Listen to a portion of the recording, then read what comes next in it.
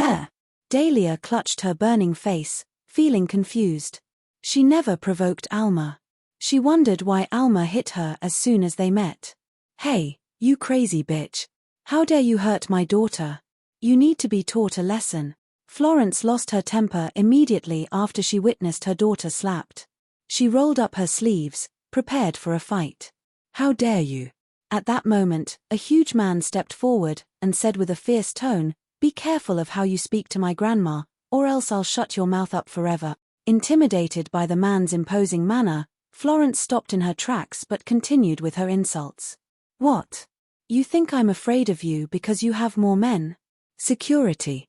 Chase these people out of here. Julie ordered. Chase us out. The man sneered coldly and said, "The entire Nicholson Corp belongs to our family. Who would dare chase us out? Oh, you have quite the attitude. Who the hell are you? How dare you be so arrogant?" Julie mocked. TM Julian Nicholson, Regulus Nicholson's eldest grandson.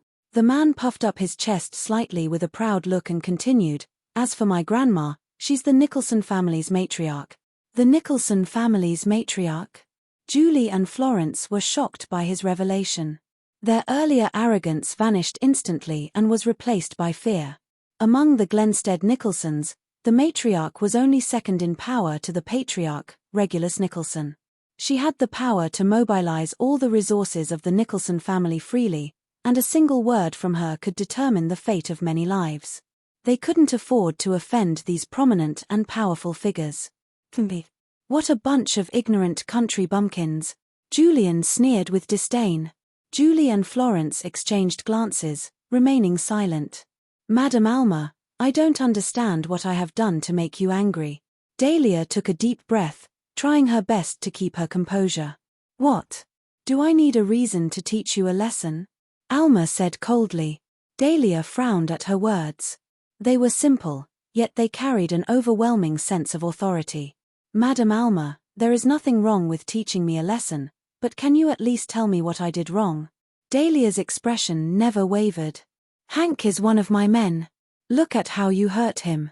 Don't you think you deserve a lesson for that?" Alma questioned. "Madam Alma, there is a reason for everything. You should be asking what Hank has done." Dahlia stood her ground. "I don't care what he did. He's not someone you can touch." Alma's tone was stern. "You should think twice before beating someone up. If you dare beat up my people, don't blame me for what I do next." Dahlia furrowed her brows upon hearing her words. She didn't expect Alma to be so overbearing. "Hey, be reasonable. Hank is at fault. How can you blame us?" Julie couldn't hold back her anger any longer. "Reasonable? Everything I said is the most reasonable." Alma's expression was frosty. "You dash." Julie gritted her teeth. In the end, she had no choice but to remain silent since Alma had a few powerful bodyguards behind her. "Madam Alma, Hank hatched a plan and had my brother killed. Are you going to protect someone like him?" Dahlia's expression grew cold. "That's right. He must pay for killing my son," Florence yelled. "How would I know if you are telling the truth? Do you have any evidence?" Alma's expression never faltered. "The evidence is here. Please have a look." Dahlia received the phone and tapped on the video before handing it to Alma. Dahlia thought that would be enough to change Alma's mind. However, in the end, instead of watching the video, Alma threw the phone on the ground. She stomped on the phone hard, shattering it completely. "The evidence is gone now," Alma said impassively. Dahlia and the others' expressions darkened instantly upon witnessing the scene. How could she openly destroy the evidence to cover up for the murderer? Where was justice in this? "Madam Alma, what do you mean by this?" Dahlia frowned. "You saw everything. Is there a problem?" Alma asked with a scrutinizing expression. "If you insist on doing this, then I'll have to report it to Grandpa Regulus."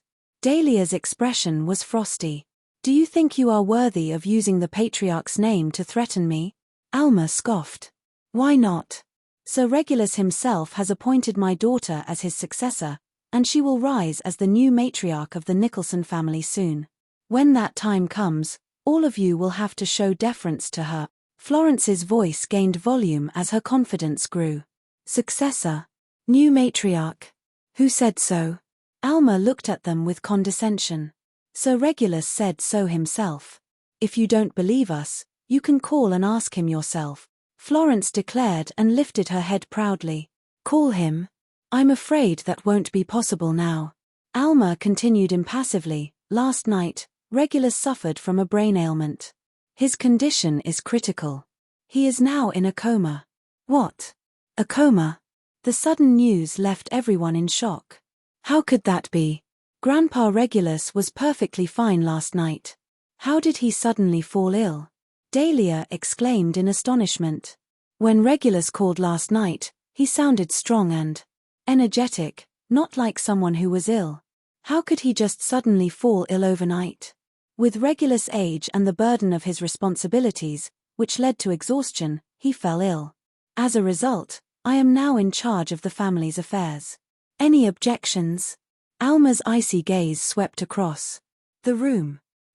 Florence and Julie exchanged glances, both at a loss for words.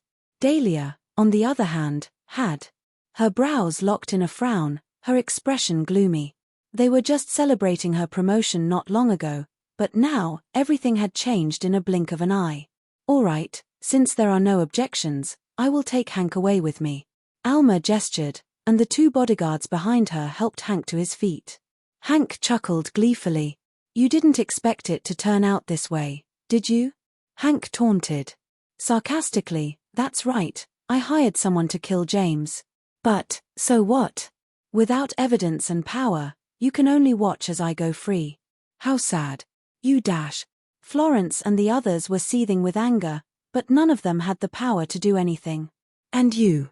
Hank turned his attention to Dustin and mocked. Rhys, even when you tried so hard to have me captured and dragged here, you still had to let me go. How do you feel? Are you mad? You should be. It's so much fun to see you guys stare at me in anger, unable to do a thing. Ha ha ha. As Hank spoke, he suddenly howled in laughter, displaying an unruly attitude. He was the epitome of a dickhead taking advantage of his backing. Right at that moment, Dustin suddenly moved forward and kicked Hank hard in the abdomen. A deafening blast reverberated through the room as Hank was sent flying, crashing through the glass windows. He plummeted from the 30th floor, meeting a gruesome end.